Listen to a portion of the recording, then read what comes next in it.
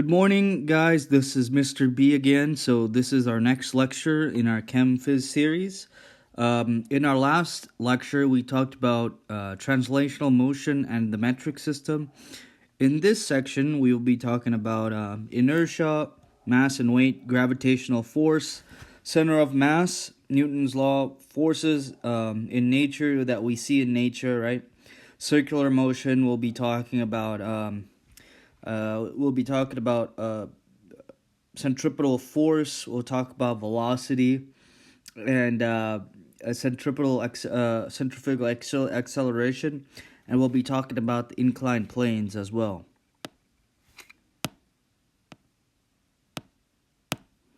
All right.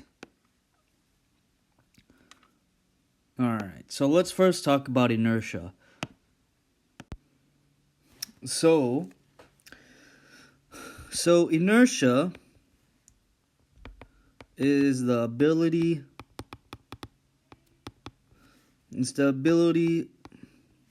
for an object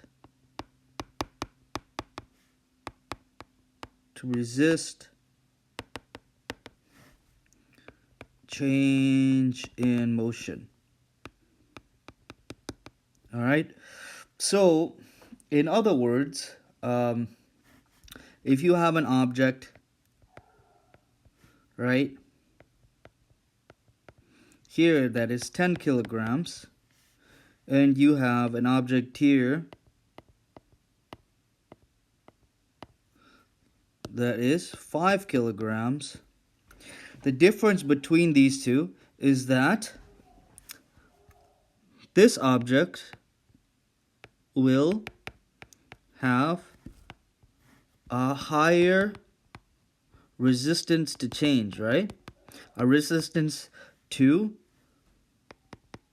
change in motion. In other words, it's going to be harder for me to push this box than it is for me to push this box, right?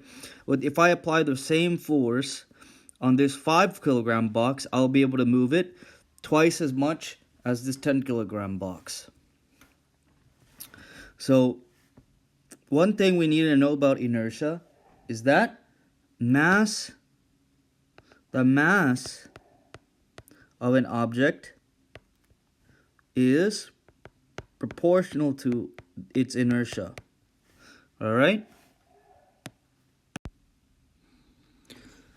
All right. So in fact, inertia is proportional mass, but it is different, right? So the formula for inertia is equal to mr squared, all right? So you see that the mass and inertia are proportional, right? So let's kind of understand what the difference is between inertia, all right? Inertia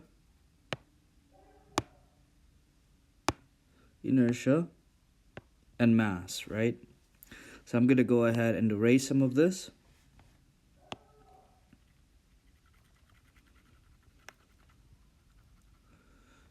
All right. So, by definition, right, mass is described as how much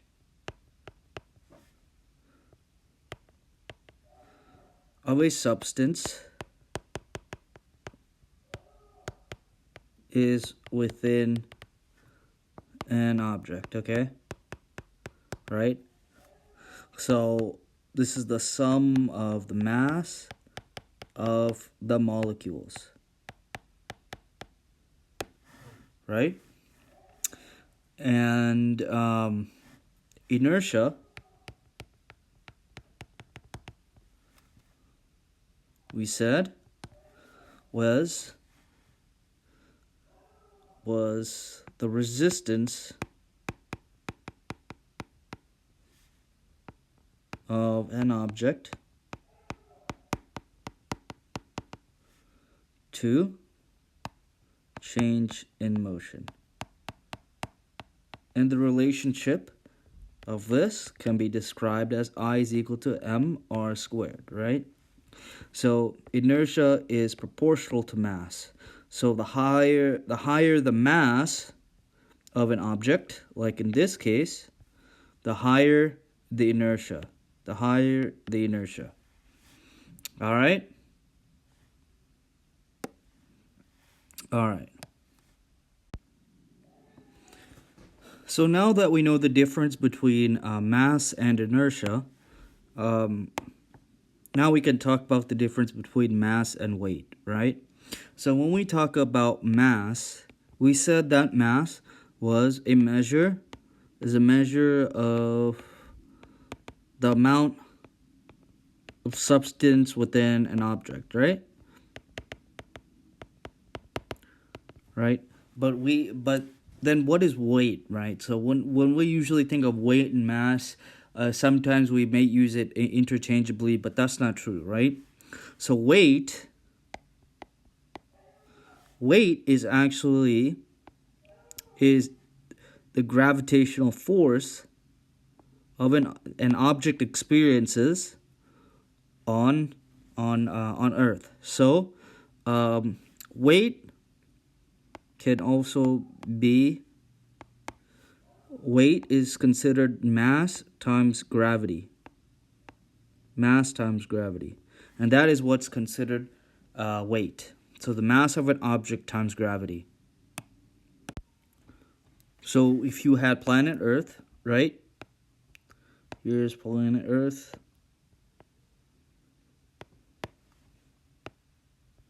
And let's say you had this object, right? Here is object 1. All right, object 1 is going to apply a force down on Earth, and Earth is also going to apply an equal but opposite force opposing it. All right? And if we draw the free body diagram for this object, right?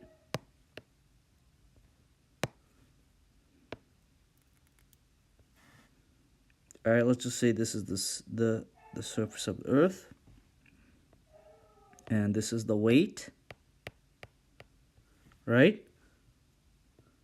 This component, which is called the normal force, which we will talk about later, is actually equal in magnitude to the normal force, right? And that component is the reaction pair of force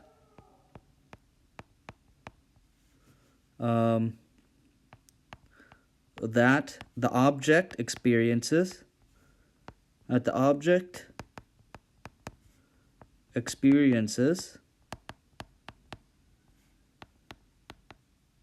from Earth pushing back on the object. And those are equal forces. Earth.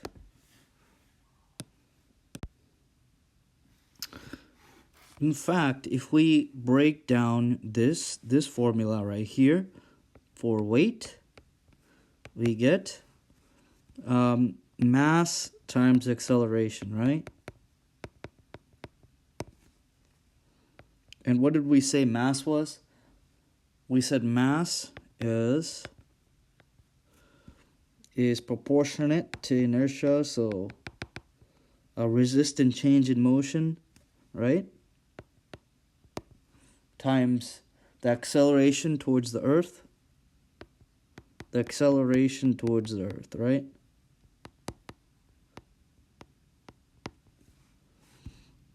And force is always measured in newtons. So weight is therefore in newtons. All right, so the next thing we're going to talk about is gravitational force, which is the same as what we saw before. F is equal to ma, but we are going to be talking about Newton's law of universal gravitation, law of universal gravitation.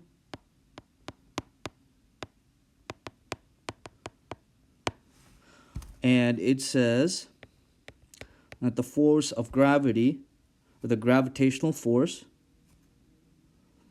can be determined by g constant times the mass of one object times the mass of the second object times the squared distance between the two objects. All right? And if we wanted to, we could derive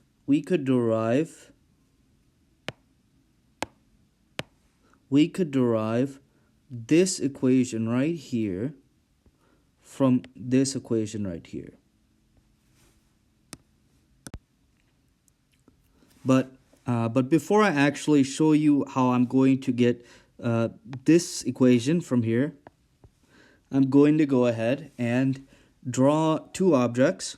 Okay, so let's say we are in the universe, or we're in a galaxy, and we're looking at two objects in our solar system. Okay, they are a distance r, right? This has mass 1, this has mass 2, and we are going to find the gravitational the force of gravity between them, right? This is going to experience a downward force towards towards this object right here, and this object is going to feel pull from the smaller object as well, and those two forces will be equal, right? And if you look back here, this is the same thing that's happening here, right? You have two objects, right, using or applying the same force but in opposite directions, right? And this is happening in this equation here as well. And if we look at the units, they cancel out as well. So the force of gravity is measured by multiplying the gravitational constant, which is measured in newtons meters squared over kilogram squared, multiplied by mass 1, which is in kilograms, times mass 2, there's also in kilograms, divided by the radius squared, right? So the radius between the two objects, or the distance between the two objects, right? And distance is going to be in meters squared. So if we look at this, what's going to happen? All units are going to cancel, right? Meters squared cancels, meters squared cancels, kilogram squared cancels, kilogram squared canceled. So all we're left is with newtons, right?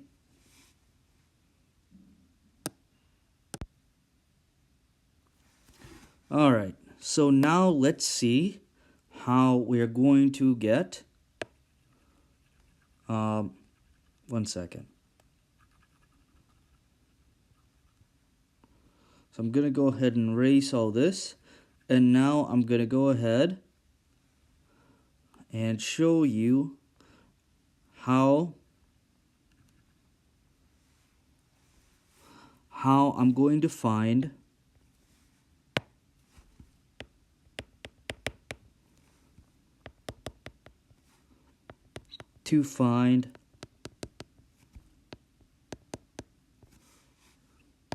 the force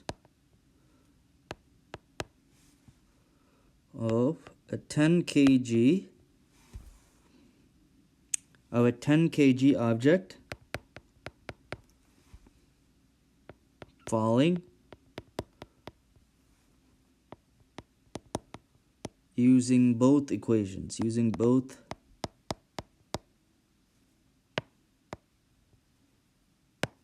both equations.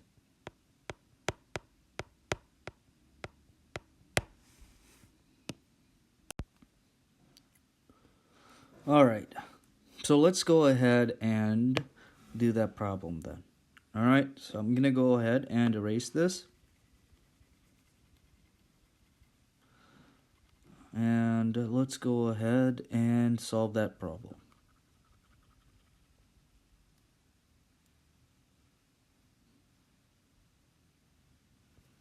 First, we're going to do it the easy way. So we have an object. This object is about 10 kilograms, right? So the force on this object, right?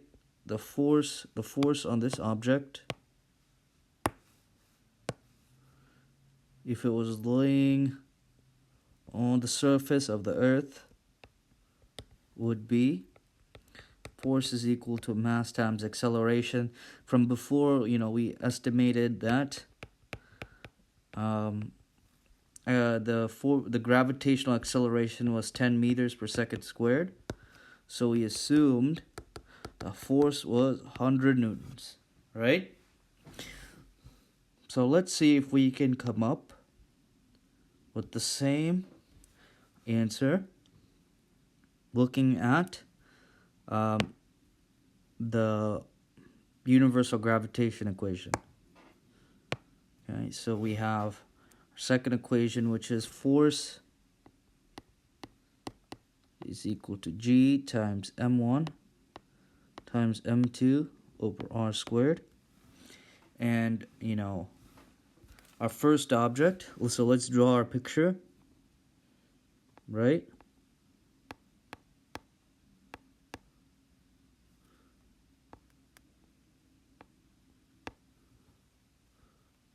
All right, let me draw that a little bit better.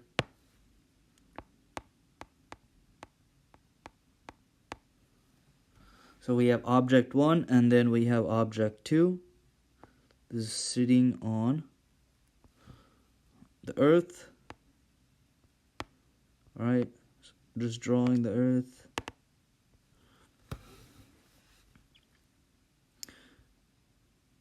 And so let's think about the distance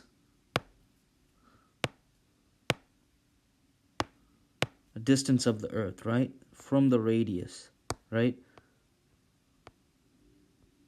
From here to here. Since this distance is marginable,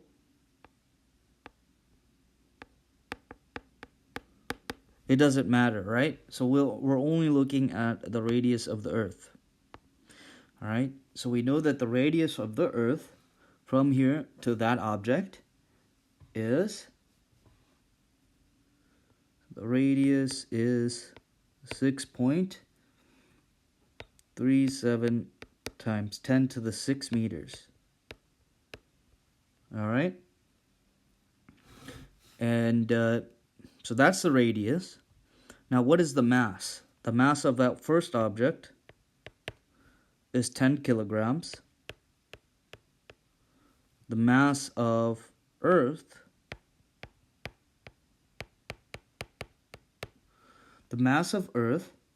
is about 5.98 times 10 to the 24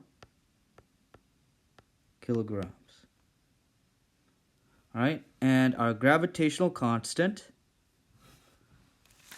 is 6.673 times 10 to the negative 11 Newton meter squared per kg.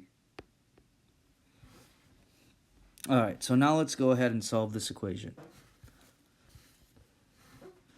So I'm just going to go ahead and erase this to the left, right? Because we're going to need a bit of room for this, but remember that that the answer that we got here was 100 newtons, right? So I guess we'll erase everything except for that.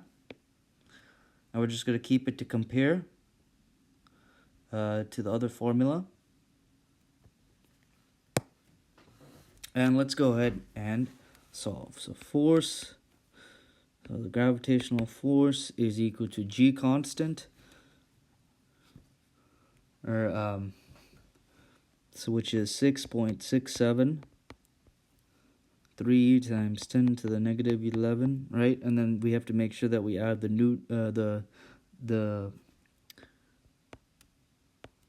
units, right? Times mass 1, right? Mass 1 is 10 kilograms.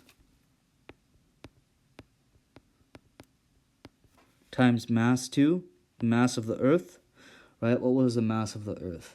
5.98 times 10 to the 24 kg. And we were going to divide this by the radius, right? The square of the distance between this object and that object. This object's radius and this object's radius, right? And that distance, since we said that the other portion, right, the small object was marginable, or doesn't really matter, right? It's going to be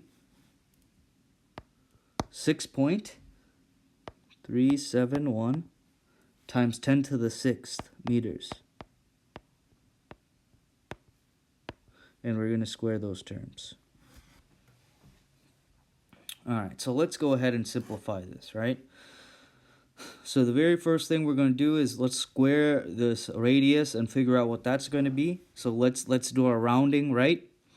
Very first thing, let's go ahead and multiply the two masses together. So we're going to get 60 times, so 5.98, we're going to round to 6. So we're going to get 60 times 10 to the 24 kg. And then we're going to divide that by the radius, right? So if we square exponents, what is this? 6 times 6 is going to be, we're rounding again, right? So about 36 times 10 to the 12th, right? Meters squared. And just gonna erase some of this so we can get some room here.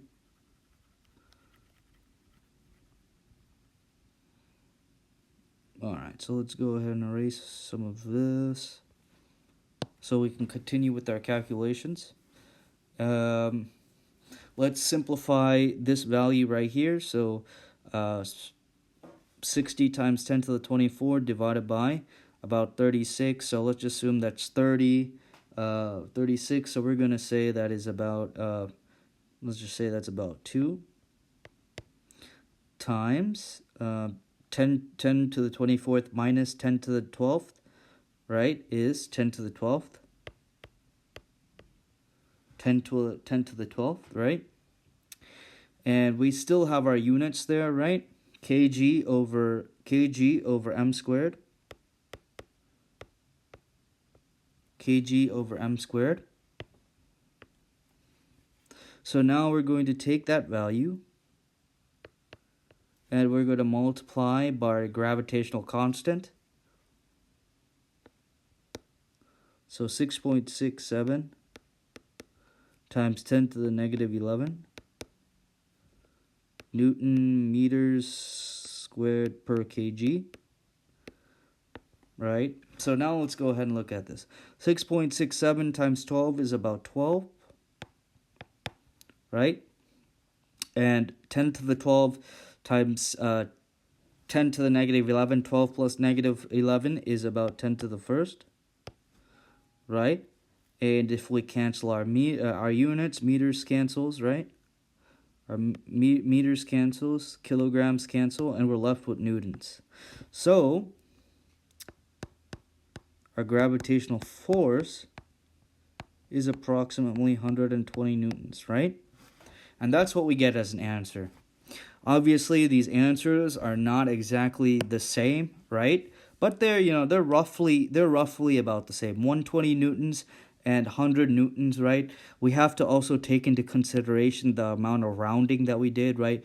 We rounded 5.98 and made it 6, right? We made 6.37 and made that 6, right? All right. So the point was that both of these two equations, right? Both of these equations, the F is equal to ma and a universal gravitation equation, right? They're both going to give you the same answer, right? But here, the answer is slightly off because we rounded the numbers, right? But roughly, the even with our rounding and our rounding, right, using our techniques that we learned from our previous lectures, we were still able to come out with an answer that was about the same. So the next thing that I want to talk about is the idea of center of mass, right? So why is center of mass important, right? So every object on planet Earth is going to experience the force of gravity, right? And the importance of the center of mass is that whenever we are drawing our free body diagram, right?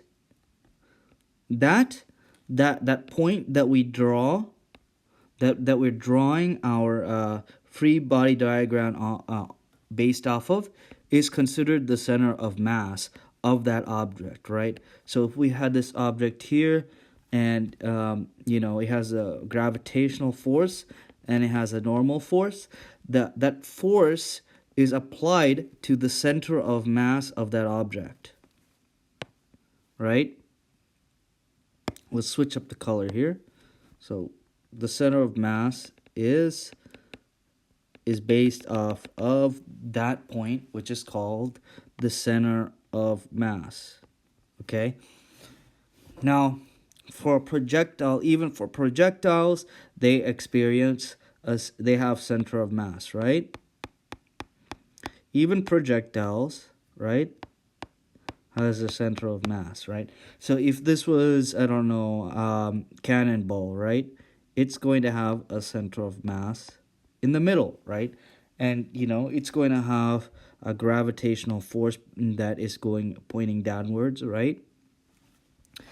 And it's going to have its component forces based off of the trajectory of the cannon, as we've seen before, right? So let's go ahead and so when we're looking for center of mass, we need to know center of mass for all objects, right? So let's just say we have an object like this, right? So let's just say we have an object like this, all right? And this side is heavier, and this side is lighter, right? Let's consider this as I don't know, like a paddle board.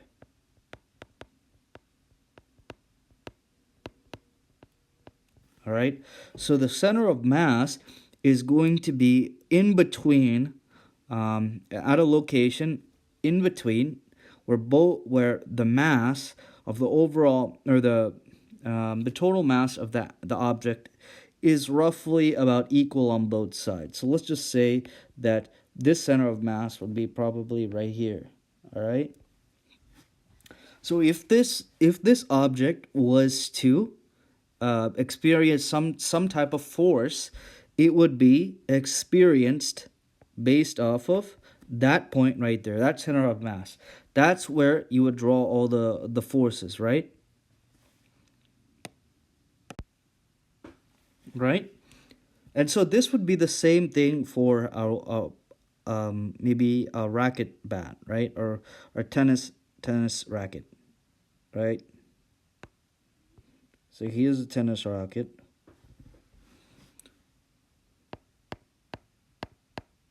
Here's the tennis racket.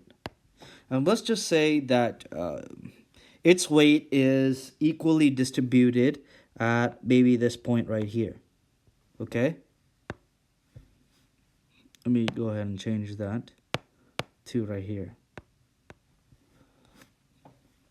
So, if I had if I had actually thrown this racket, okay, let's just say I had thrown this racket, I don't know, across the room, okay, kind of like a projectile, all right. What you would notice is that from the point of the projectile, all right, the way that this racket would show up would be like this,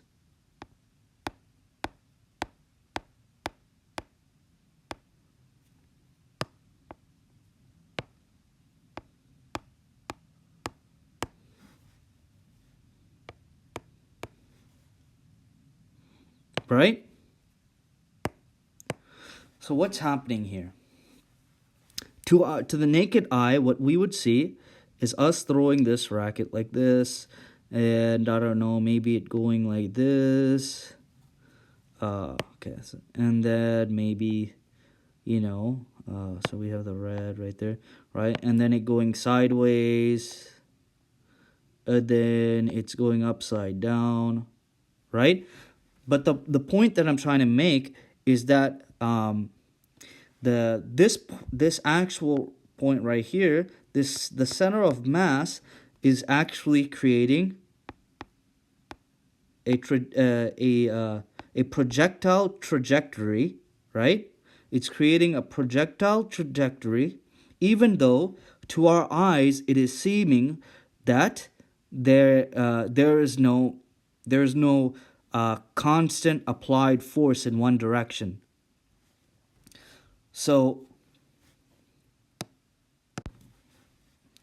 understanding the idea of the center of mass is very important because it helps you understand the direction of the force without being fooled by the naked eye. All right. All right. So now let's see how to calculate center of mass, right? All right. So let's just say I'm just gonna go ahead and erase this. So I'm gonna go ahead and erase this. Let's see. I'm gonna go ahead and erase this. Just gonna erase a little bit of this. And we are going to go ahead and look at the center of mass equation. So the center of mass equation is equal to mass 1 times mass 2 times mass 3 all over the different masses that they give you.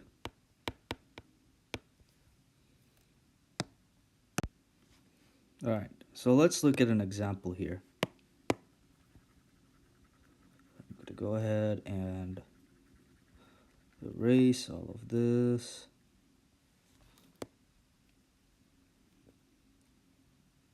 All right. Now let's go ahead and look at the system.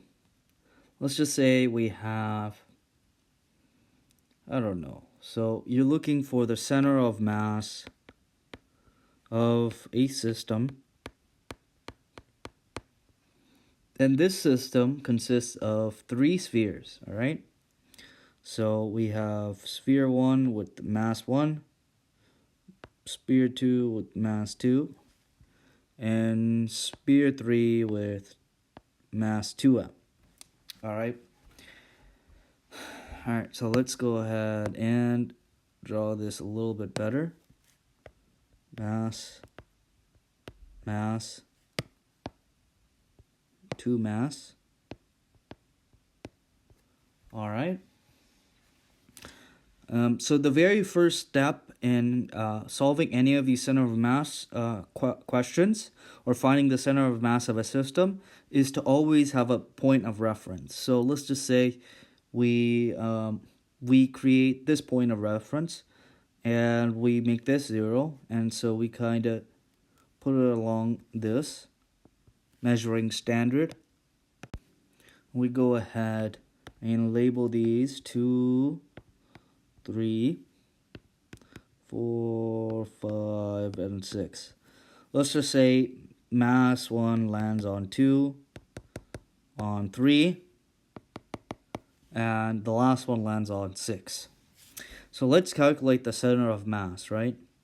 So the center of mass, we already know it's going to be in terms of length, right? Because the mass is going to cancel out mass, and all we're going to be left off with is the measurement of length. So center of mass is going to be mass times 2 plus 3 times mass plus 6 times 2 mass. Alright. We're going to divide by the size of the mass, right? So 2, 3, 4. So now we have 4 mass as a total, right? We added mass 1, mass 2, and mass 3. And so now we have a center of mass is equal to 2m plus 3m plus 12m. 12m.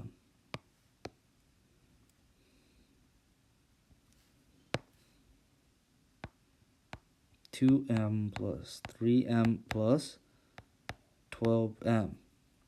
And we're going to divide that by 4m.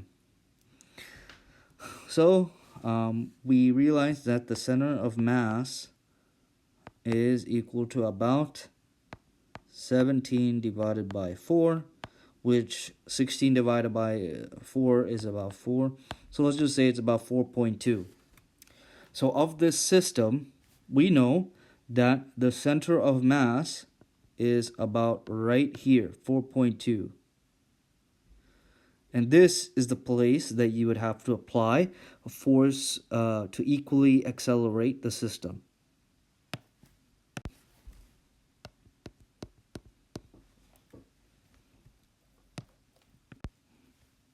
Alright, so now let's talk about Newton's first, second, and third law, right? Alright, so what does Newton's first law state? Newton's first law is what we discussed when we were talking about inertia. So it's also called Newton's law of inertia.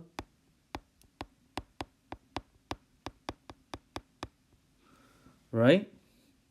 And all it states is that an object will stay at rest unless the inertia is overcome, right? So an object will stay at rest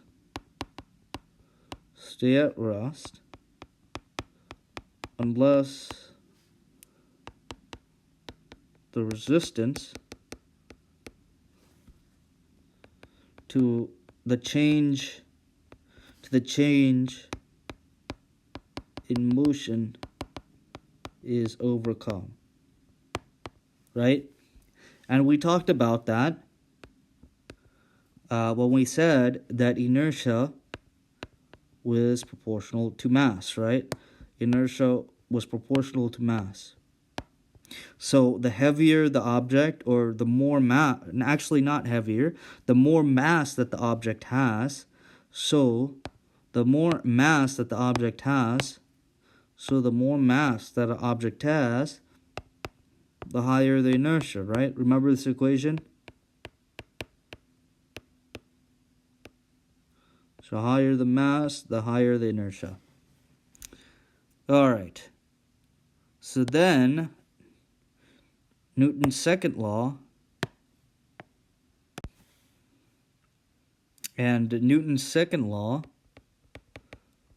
Newton's second law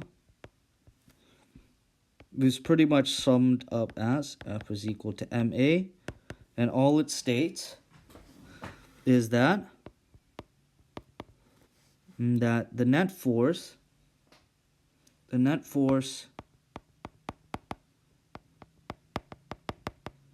acting on an object is proportional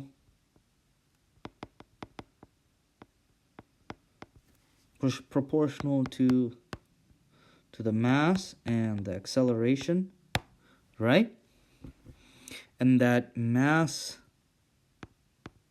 and acceleration are inversely proportional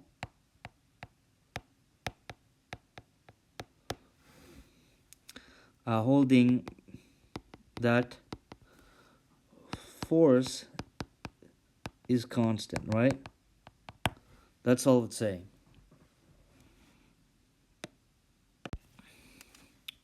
To sum that up, all you're looking at here is saying that, if you increase the mass, you're going to increase the force, right? Same thing. If you increase acceleration, you're going to increase the force. Right? But if you held the force constant, right,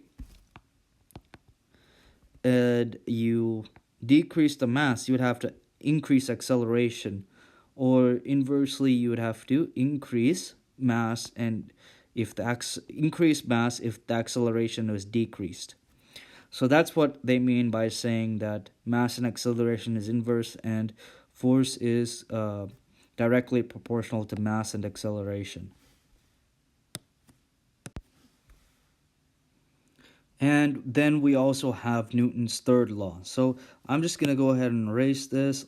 I'm just going to go ahead and erase Newton's first law, so we can go ahead and write Newton's third law. All right.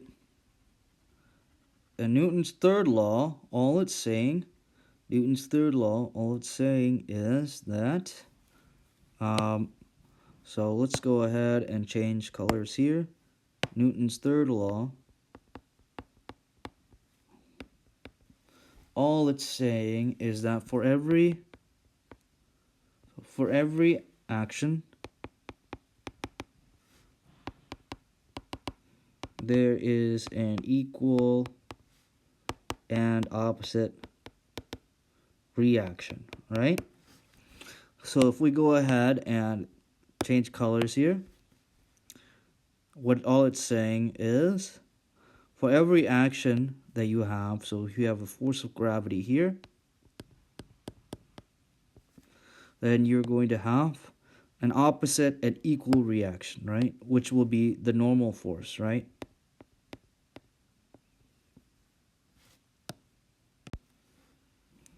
Right, so if we have two objects, and we talked about the gravitational force, remember we talked about universal gravitation, that's kind of like the same idea here, right? So you're applying a force here, and equally, the Earth is applying a force back. And they're both equal, right? They're both equal. Let me draw that better.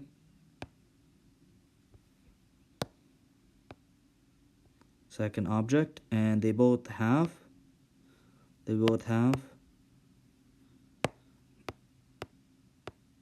equal but opposite forces. All right. So the next thing we're going to talk about is forces in nature that are easily describable, right? So the first one we have are nuclear forces.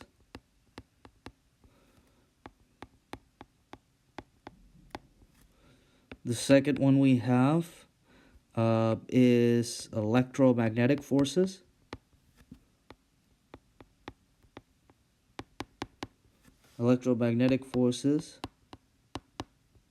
And the third force is gravitational forces, right?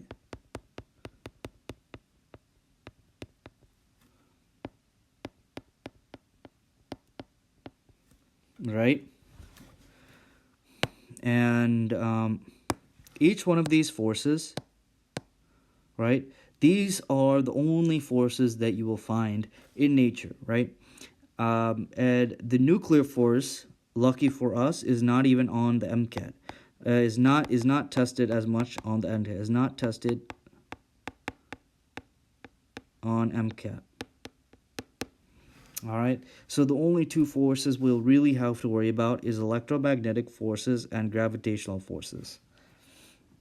Any force that you come up with that you have to deal with will either be gravitational forces or electromagnetic forces, right? So we have the gravitational force that two objects experience in space, right? We have the same gravitational force on any object laying on Earth, right? Laying on Earth, or any object in general that is within a reasonable distance. Reasonable distance r. Remember, when we look at this formula, in terms of a reasonable distance r, right? A reasonable distance r. And then we also have electromagnetic forces, right? The forces existing between two particles, right? So if we talk about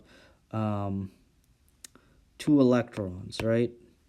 The force that they will experience, right? Right. Then we also have, this force will also be seen when looking at the normal force, right? Because what is the normal force? The normal force is the repulsive force of molecules of two different surfaces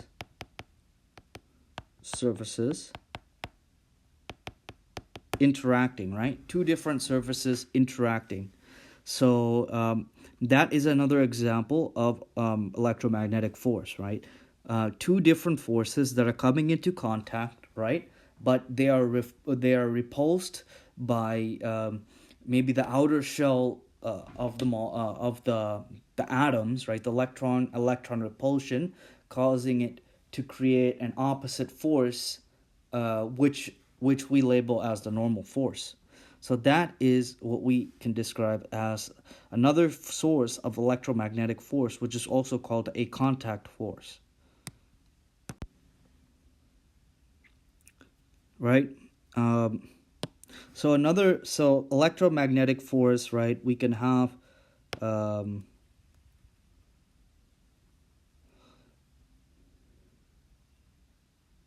electromagnetic force can also be seen through normal force, right?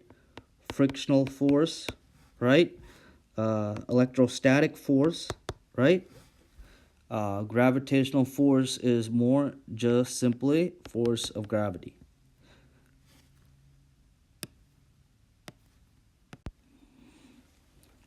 All right, so the last force that we're going to talk about is going to be called the centripetal force, okay? So let me go ahead and erase this.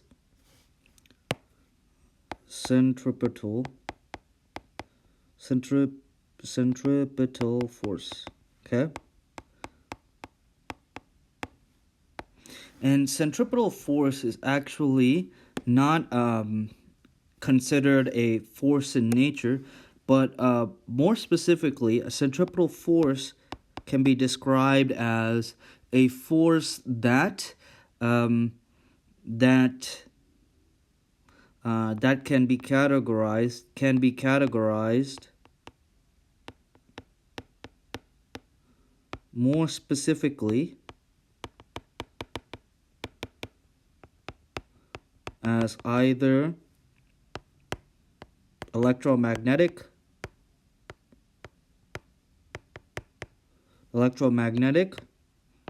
right? So it can be classified as electromagnetic, or it can be classified as gravitational. Gravitational. And let's go ahead and kind of first look at what circular motion is and how to describe it, and then we'll go ahead and look at some examples where we can solve them in terms of electromagnetic and gravitational forces. All right. So let's go ahead and draw a circle. So I'm going to go ahead and draw this circle. All right, and let's just say this is the center of the circle, right? And let's just say I'm the middle point, and I'm holding this. I don't know, this tether ball. Okay. And this tether ball is going in a circle, right? I'm causing it to go in a circle, right?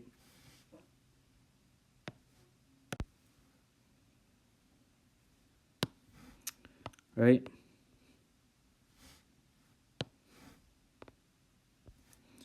And at each point,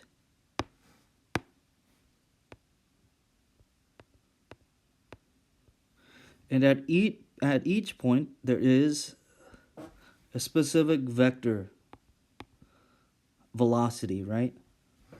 So there's a vector velocity there. There's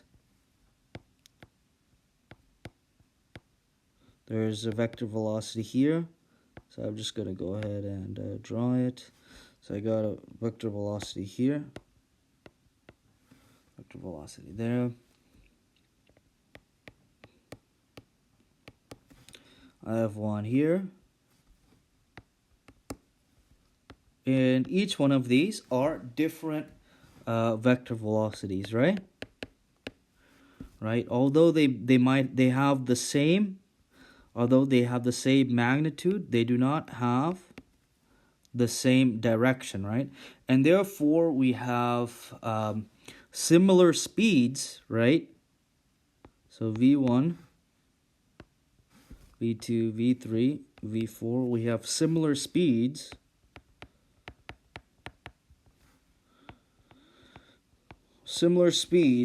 But different velocities, right?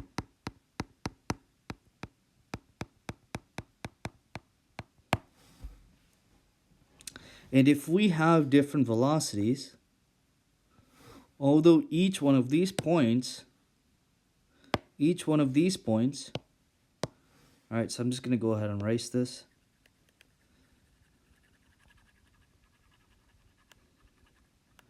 So let me go ahead and erase this. Even though each one of these points have the same magnitude, they have different directions, and therefore they have different velocities. So, because of that, we can create different accelerations, right? The acceleration between v2 vector 2 minus vector 1 divided by the time in seconds that it took between these two vectors is going to create an acceleration, right? And if it creates an acceleration, then we know that there must be a force, right? Mass times acceleration. All right? And if we actually put these two vectors together, right, we can create a force that is pointed in this direction towards the center of me. And that force is called the centripetal force.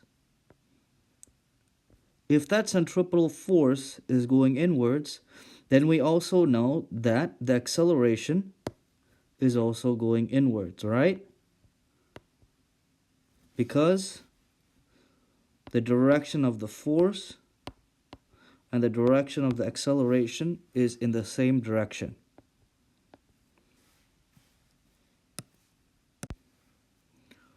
So the correct term for this acceleration is called centripetal acceleration. And the correct term for this force C, is called centripetal force. Okay? So it's called centripetal force. Centripetal force, mass times acceleration, is centripetal force. All right? So what are some of the things that we know so far?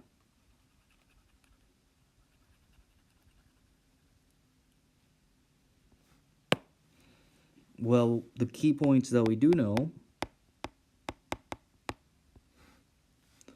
is that the speed never changes, right? But the velocity changes because direction changes, right? And we also know that acceleration is also changing because of direction. We know that centripetal force is always pointing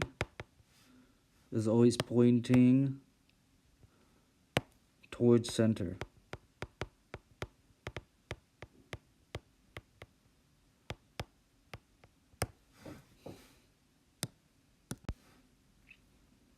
However, we know that the magnitude of the centripetal force and the magnitude of the acceleration are the same. Or actually, the magnitude of the centripetal force all around this is the same, and so is the magnitude of the acceleration. The centripetal acceleration is also the same. So I'm gonna go ahead and erase these key points.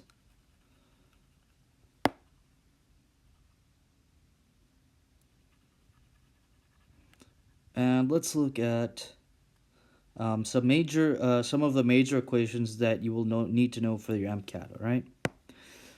So the very first equation that you need to know is this, right? Centripetal force is equal to the mass times centripetal acceleration. If they give you centripetal acceleration, the mass is just the mass of this object here, right?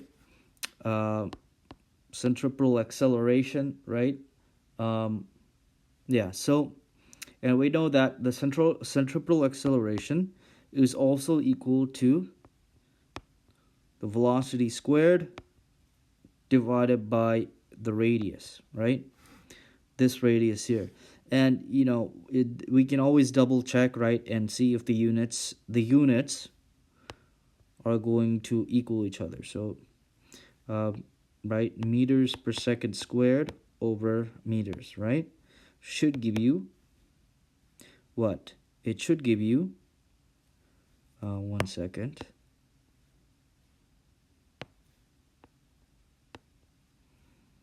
Should give you meters per second squared, right?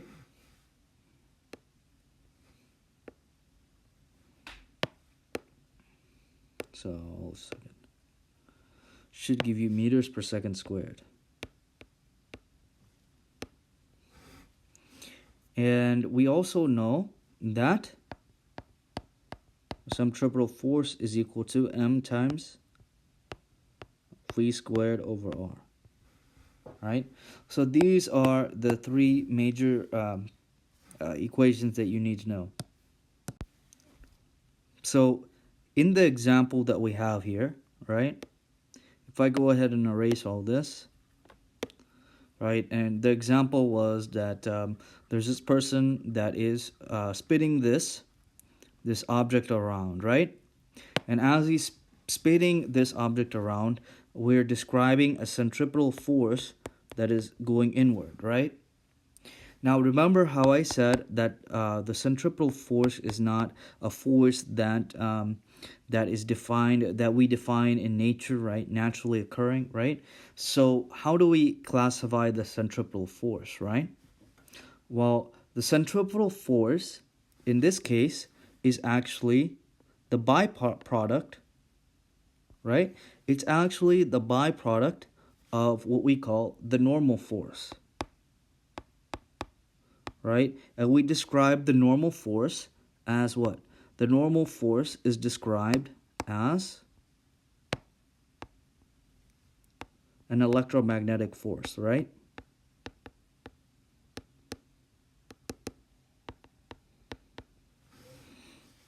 And this electromagnetic force, right, is a contact force that is occurring between this string, and this object right here, this ball that's attached here, and it's causing a centripetal force this way, and that centripetal force is defined as the normal force, right? And usually on the MCAT, so usually on the MCAT, you'll be needing to equate the centripetal force to some other equation like the gravitational force or electrostatic force to solve for some variable, right? Whether that's acceleration or mass or something like of that sort, right? So let's go ahead and do an example where we're going to have to set these two forces equal to each other, right? Or actually setting this broad level named source, right? Centripetal force is not a natural force because centripetal is referring to the direction, right? It's referring to the direction of the force, right? And it's not actually describing the force. What is the source of the force, right? Like gravitational or electromagnetic, right? So we're setting a natural force equal to a force that is more broad in sense because it's only being described by the direction of the force towards the center. So I'm gonna go ahead and erase this now. So let's just go ahead and erase this.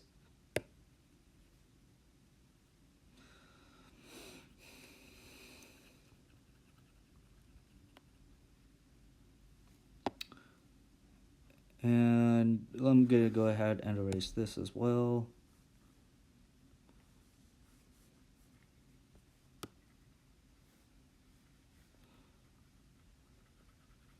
So we can go ahead and look at a question.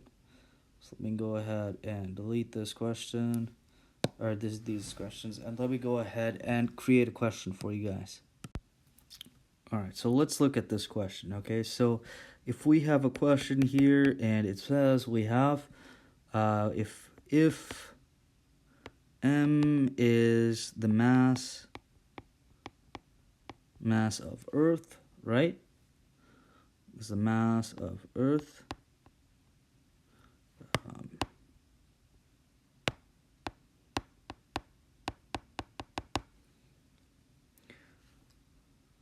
And little m is the mass of Mercury, right? Let's just say it's Mercury.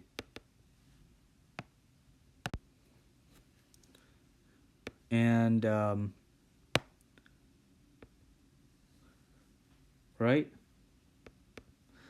And there is a distance there's a distance between their centers. There's a distance between the centers.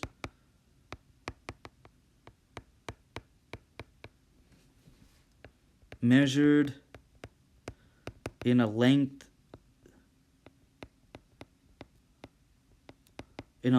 r. All right, in a length r. And what we want to know is what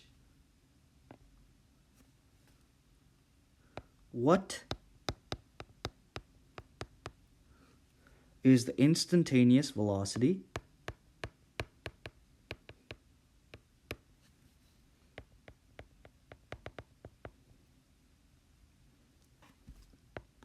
of Mercury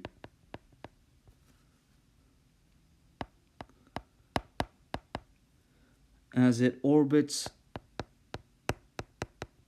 the Earth. All right. All right. So let's go ahead and draw the picture, right? So let's just say we have Earth here, Earth, and we have this orbit of Mercury, right? And what we're trying to solve, right, is the instantaneous velocity that Mercury experiences at a given point, right? So let's just say here, right? And in order to find this velocity, let's go ahead and solve. So we know that this is very similar to to circular motion, right? Because there's an orbit, right? It's going in a circular motion, right? So therefore, it is experiencing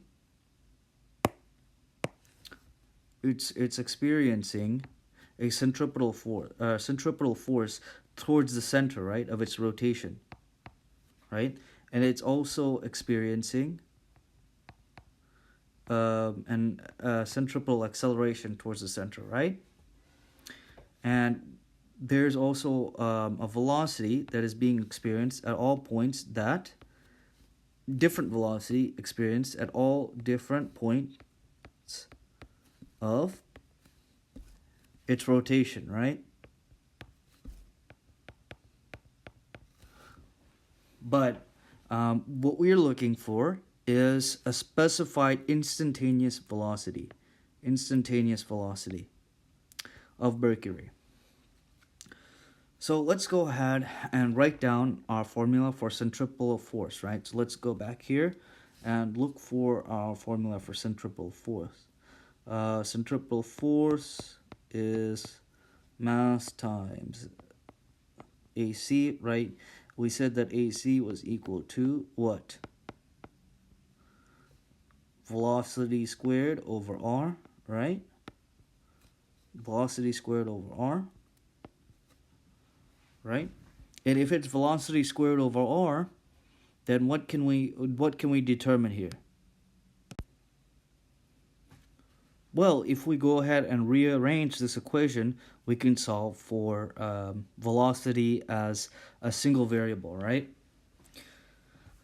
But we also have to take into consideration that we have another force here, right?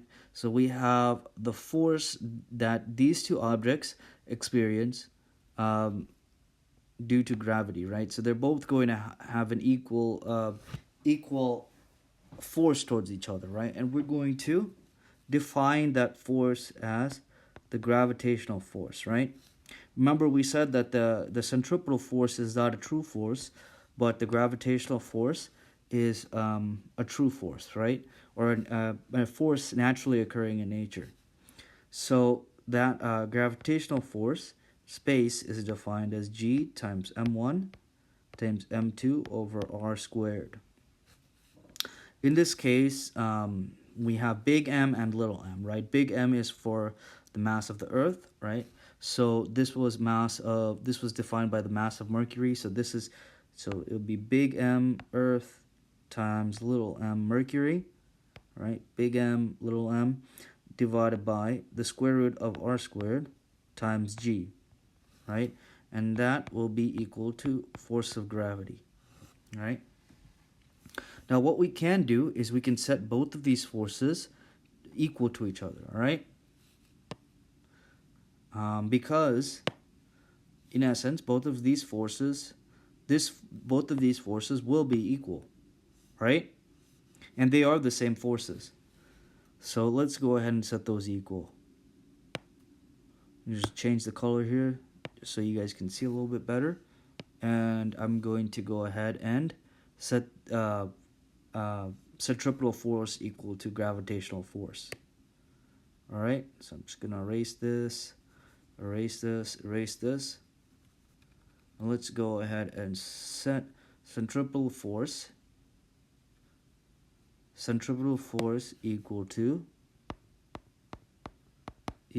gravitational force. Centripetal force is equal to what? M times V squared over R.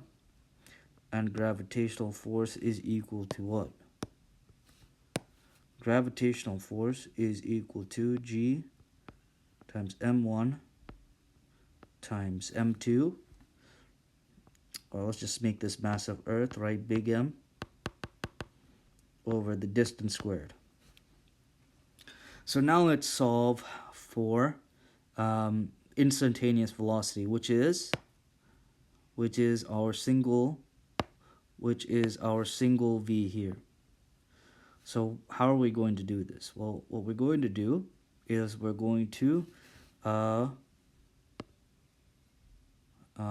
just cancel out the two m's on that side, cancel r here, and keep r here, one r there, and what we're left with is v squared is equal to G times big M of Earth over R, right? And if we take the square root of this, right, what we're left with is a formula in which we could easily use to solve for the instantaneous velocity of the orbit of Mercury in this example, and that is how you would solve that problem.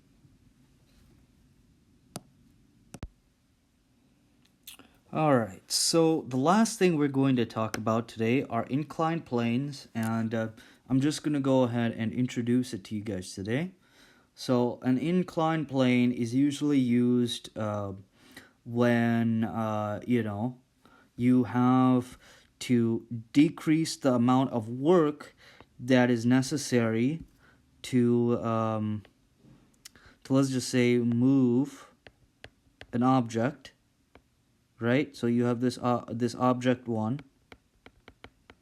You have this object one, and you want to bring it up to this level, right? And let's just say this is 5 feet, or the 5.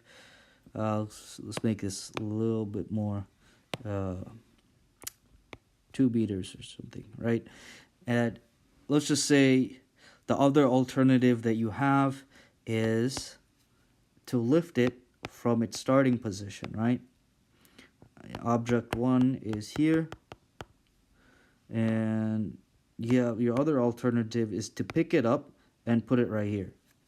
First, the other alternative is to shorten the distance between the inclined plane and this 2 meter step, and to just slide the object over and place it right here, right, and decrease the work, right? We'll talk about work later, maybe in the next lecture, but work is just force times distance. So if we apply a force over a greater distance, then we are able to decrease the force. If we increase the distance, we're able to do the same amount of work to accomplish the same task. So that's what we're trying to do here. Instead of increasing the force, we're going to try and increase the distance so that we can use less force to generate the same amount of work. You see? And that's the same idea here. You have less distance here, but you're going to have, right? You're going to use more force to pick this up to generate the same amount of work. So the idea of inclined planes is to decrease the force and reduce the amount of effort spent. So now let's get into how to set up inclined plane questions on the MCAT. Okay, so I'm just going to go ahead and erase here.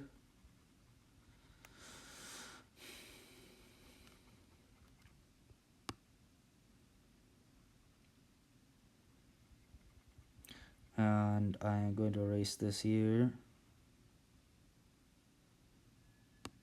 And let's go ahead and erase here. So now let's look at this, right? So we have an object here.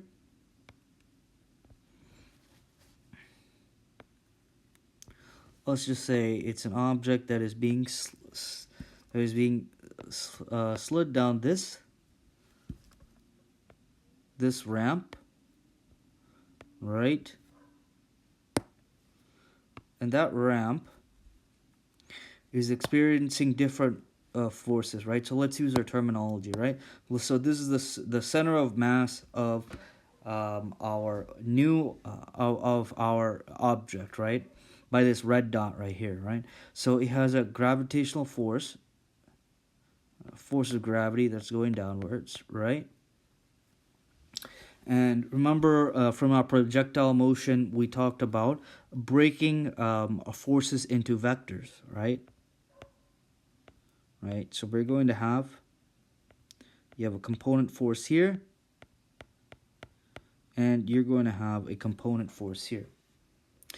Now we can actually solve for each one of these components, right? This component and this component and this component here, right? Remember using SOHCAHTOA, right? We can use SOHCAHTOA, and we can solve for those components, right? Remember we talked about SOHCAHTOA?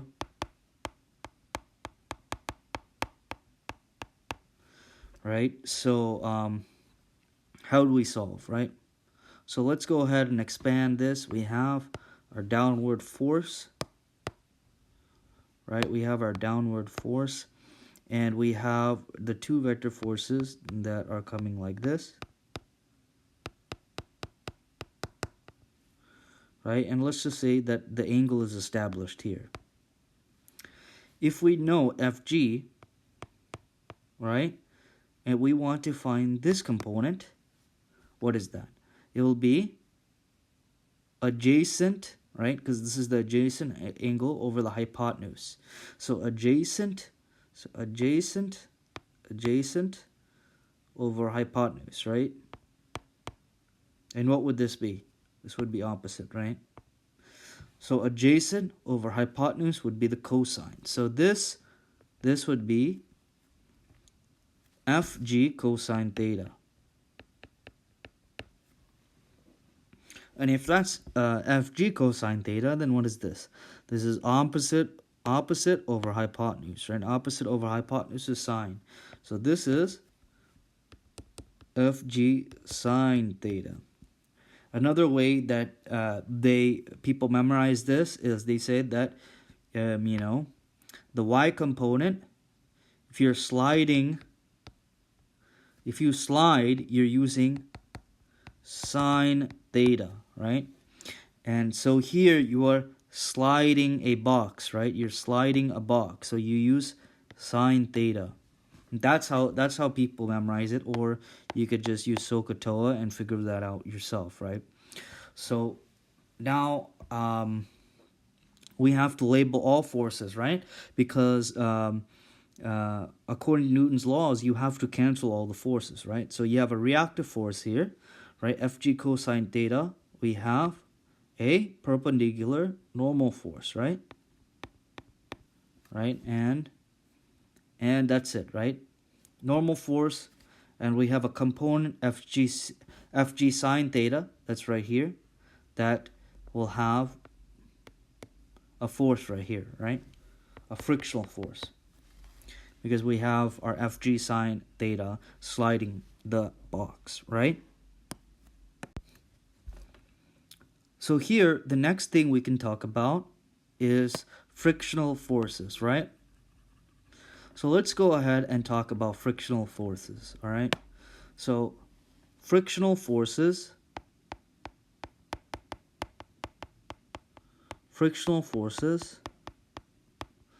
are another name for electromagnetic forces, right? The ones that we find in nature. And why are they called electromagnetic?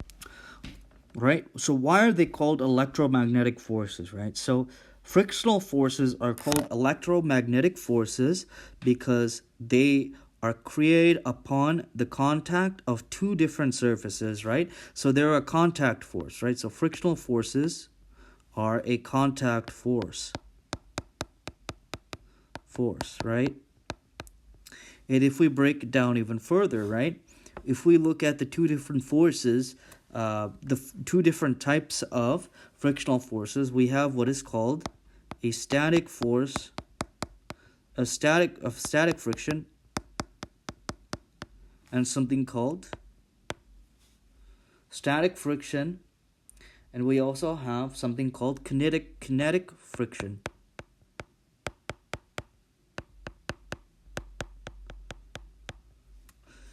And static friction will always be greater than kinetic friction, all right? And I'm about to explain why that's the case, all right? So let me go ahead and erase all of this right here. So we understand frictional force is electromagnetic force, frictional force is a contact force, and there are two different types of friction, static and kinetic friction, right? So now let's go ahead and understand why a frictional force is considered electromagnetic, and then we'll get into static and kinetic friction, right?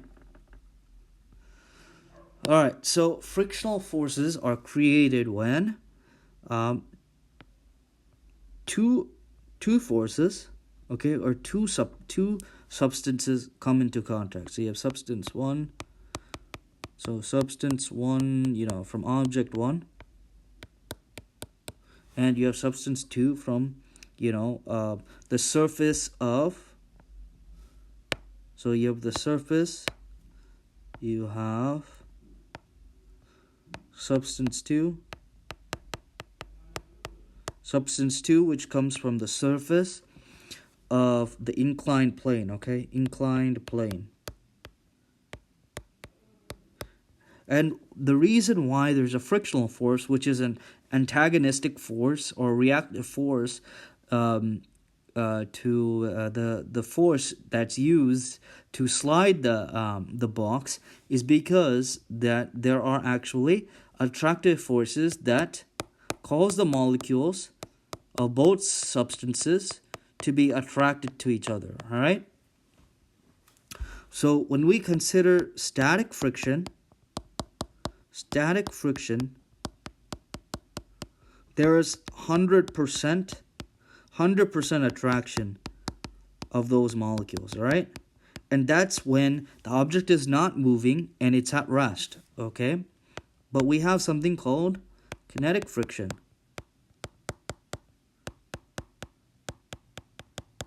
And kinetic friction occurs when that attraction is actually broken, and there is, let's just say, 40 to 60% attraction, okay? Attraction. And that is why kinetic friction is always less, or static friction is always greater than kinetic friction, because when the box is not in motion, all of the antagonistic forces are 100% attracted, right? But when the when those forces are broken and there is movement, right? And there's a force causing acceleration and the moving of this box, there is a break in these forces. Okay? And when there's a break in these forces, there's still resistance, right? But that resistance is actually less than 100%, right? It's less than 100%. And because of that, that's why static friction will always be greater than kinetic friction. So usually, kinetic friction and static friction are described in the same way, right? So this component here is defined as this component here is uh, the the friction force, right? That friction force, the static friction force, the force of static friction is determined by a coefficient of the object that has come into contact with the incline, right? So, and that's given, I don't know, a number that is used. That's a standard number that gives the attraction for these two surfaces, and that is multiplied by the normal force. Okay, and that normal force here, that normal force will give you this static friction if the object is not moving. There is no static friction when the object is in motion, okay? Only when not in motion. So kinetic friction, okay? So then what is kinetic friction? Kinetic friction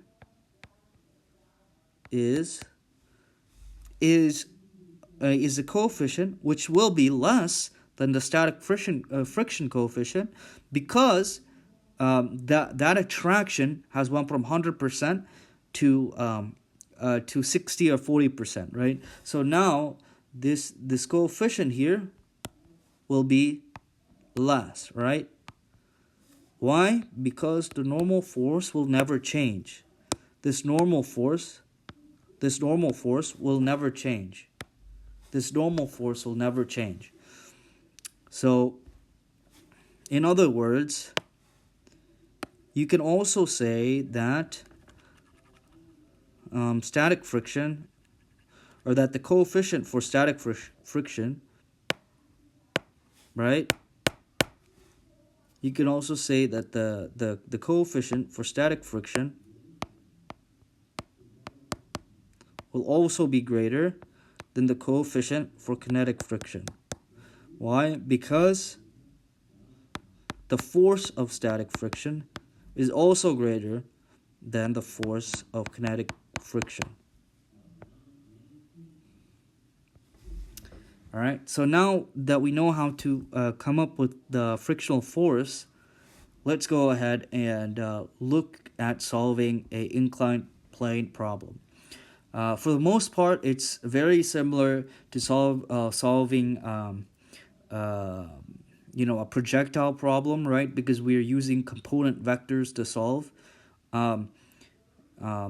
But that's the only difference. As soon as you learn how to set up an inclined plane and you know how to set up the frictional component and understand the nuances between static friction and kinetic friction, then you should be able to solve any one of these inclined plane problems.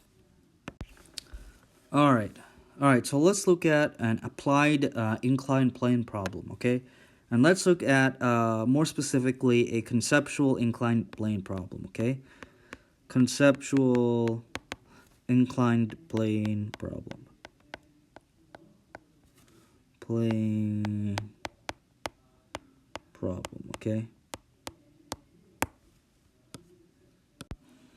All right, so let's look at this problem, right? Let's change the color. So what is true? What is true of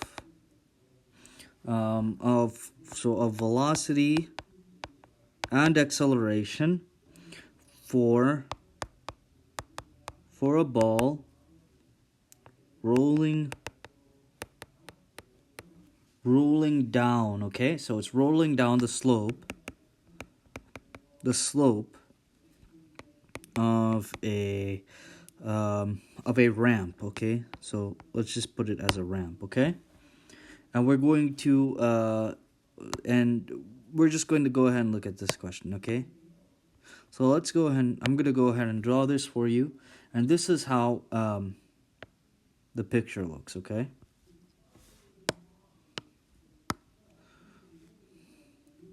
So it's kind of like one of those skateboard ramps that just kind of curves and it comes down, right? So you have a ball that is placed right here, okay?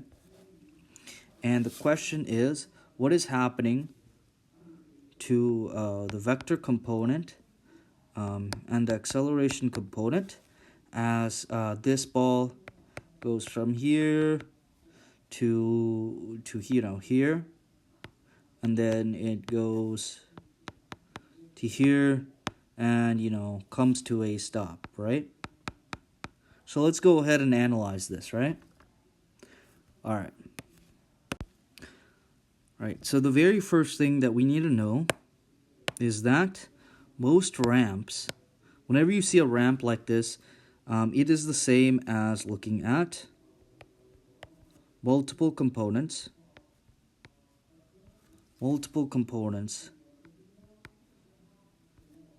of tiny ramps, okay? So these are actually ramps are actually a bunch of tiny inclined planes, okay? So let me draw that better. So here's the inclined plane, this is the inclined plane, and this can also be considered an inclined plane, all right? So this can also be considered an inclined plane. Let's go ahead and draw that inclined plane, right? So you have multiple inclined planes here,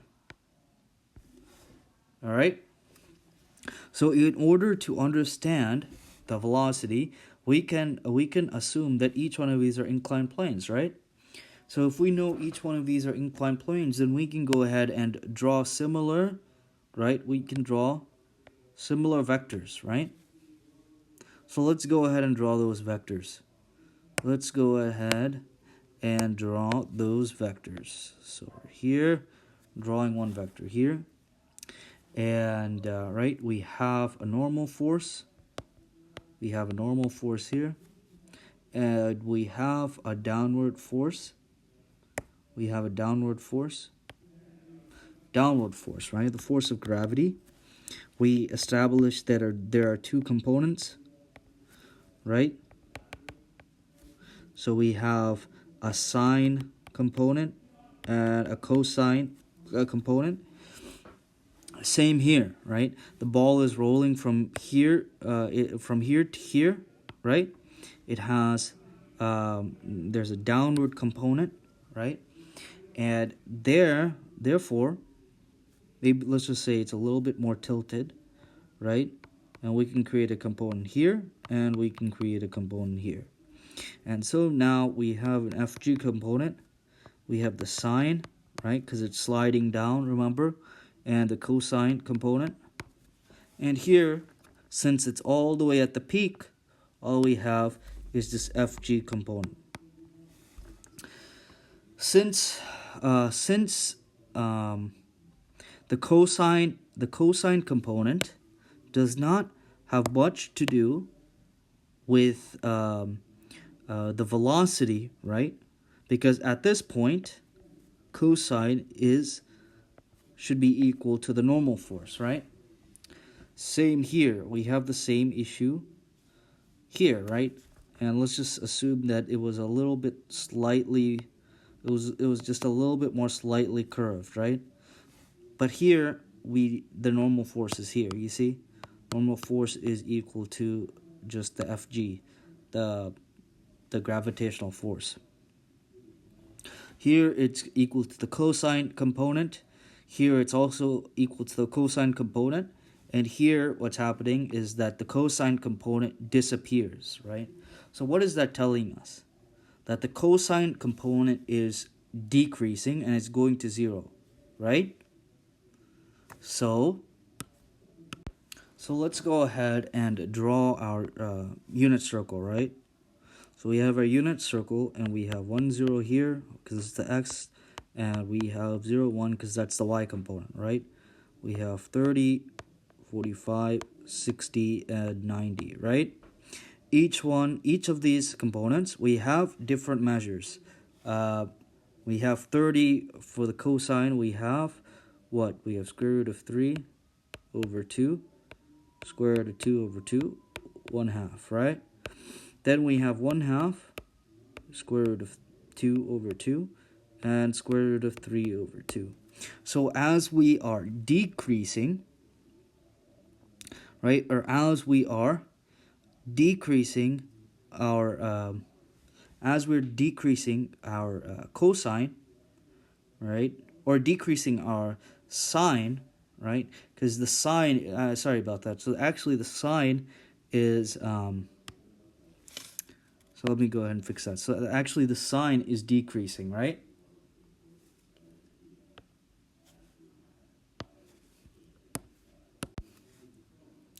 Yeah, so sorry about that. So we noticed that the cosine component is increasing, right? Because what's happening, right? This angle, here is what's happening to the angle. The angle is becoming smaller or larger and larger, or smaller and smaller, right? To the point where you know, we're not going to have a cosine component anymore, right? Because we're at a complete 90 degrees here, right? And because we're at a complete 90 degrees, the cosine component is decreasing, right? Which means that the sine component is increasing over time. It's increasing, it's increasing, right? And if the sine component is increasing, we know that the value of sine is going from, let's just say, 1/2 to square root of 2 over 2 to square root of 3 over 2, right? So it's increasing over time, right? It's increasing over time. It's increasing over time. As it increases over time, since the sine component is related to the velocity, right? Especially for ramps, right? Remember we said slide, because it's sliding, sine theta, right? We know that the velocity is increasing over time, right? And if the velocity component is increasing, then we also know that there's something happening to acceleration, right? And what's happening to acceleration? So let's look at this. So the acceleration portion is a little bit more complicated, because we have to notice that acceleration due to gravity will always be the same, right?